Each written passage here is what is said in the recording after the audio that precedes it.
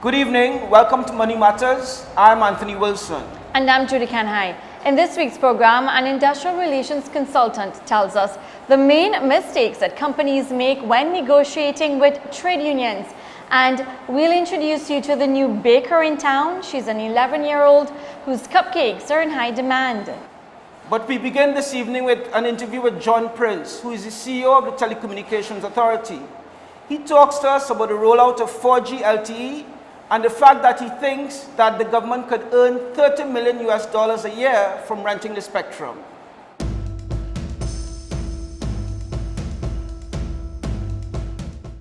Good evening, Dr. Prince. How would you describe the state of the telecommunications industry in Trinidad and Tobago in the third month of 2017?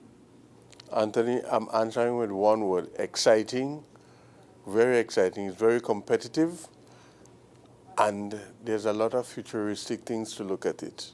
We are looking at, for the making 4G LTE ubiquitous in Trinidad and Tobago. We want to have 3 4G providers, right? Prior to my coming, for some reason which passes my comprehension, there was this arrangement of they would have a new provider, and the new provider and Digicel would get spectrum in the 700 megahertz band. Now, Tony, I know you are no slouch in telecommunication. The 700 band is very, very important worldwide for 4G because it gives coverage and gives good building attenuation, which you need for telecommunication. But I hold strong views, and my board now holds the same view, that if we have 3 providers, you cannot give 2 providers spectrum and leave one out. Not only leaving one out, you're leaving the only company out that belongs to the people of Trinidad and Tobago. Anthony, to you, to me, to everybody citizen in Trinidad and Tobago owns TSTT. So I'm saying we can get 45 megahertz available in the 700, and the best and fairest means for to make sure equanimity in the regulatory environment is to give each 3 providers 15 megs so that they can do 4G LTE on an equitable basis. I know, Anthony, I know you're sharp, and I know where you're coming from. I know you would be saying, but Prince, you don't have a 3rd provider as yet. So we're saying that when that 3rd provider comes, they would come and get 15 megahertz. And the 2 existing providers would also get 15 megahertz each. How is it that TSTT is rolling out 4G LTE and claims that they're going to have 48 sites by the end of March? They are rolling it out in the existing spectrum they have, which is the 850 and 1900, right? But that is an expensive way of rolling it out. Listen, because you know the 700 is the lower spectrum. The lower the spectrum, the less cell sites you have to put down for coverage, right? Because you get longer attenuation from the lower spectrum. The upper spectrum, you get shorter attenuation, right? And this is what they have. They have the 850 and the 1900. Yes, 4G can be rolled out into that, but it is not the most economic way. And if it were the most economic, TSTT would not have been interested in the 700 because TSTT has expressed to us interest in the 700. Would TSTT have a first mover advantage? No, not really, Not really, Anthony, it does not give them the advantage of coverage, which is what you want. How soon are you going to make an award of spectrum? TSTT has some activities in the 700. And as soon as, I think they have TV and a couple of things in the 700.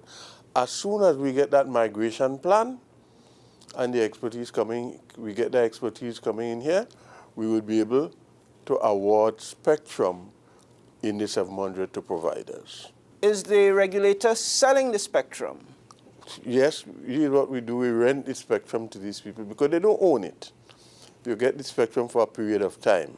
You get a license, you get your wireless license for a period of time, right? So we provide the spectrum, and because the spectrum is owned by the people of Trinidad and Tobago, like oil, like whatever it is, we can't give you, right? We have to make sure that we earn revenue to go into the coffers of the government of Trinidad and Tobago.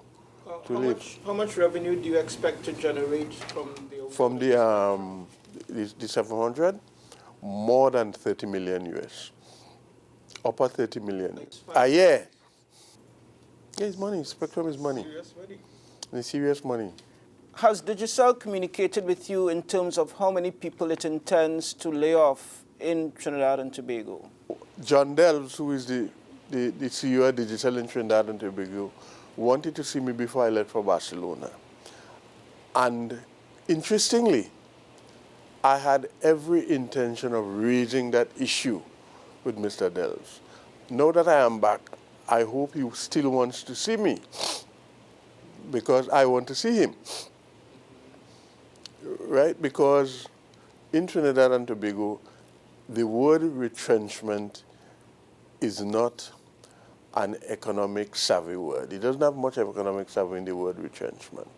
Do you have power over the hiring and firing practices of companies that you regulate? My first question to Mr. Delves would be, is Digicel making money in Trinidad and Tobago? Now, if you're making money in Trinidad and Tobago, what is the purpose, the use of retrenchment? Who is it benefiting? You are here, Digicel came here, and they got everything. We made the playing field level. Anthony, you were there up and down with us when we were looking at interconnection and all these sort of things.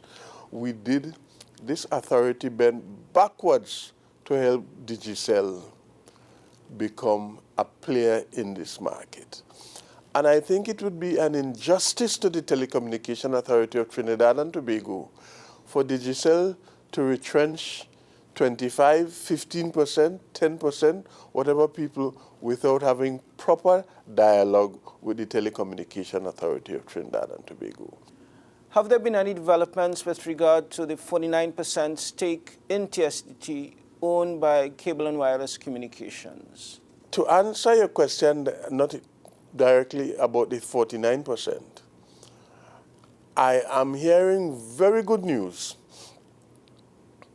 that before the end of the month, there will be a buyer. When we come back, Judy speaks with Courtney McNish, an industrial relations consultant. Money Matters will be right back.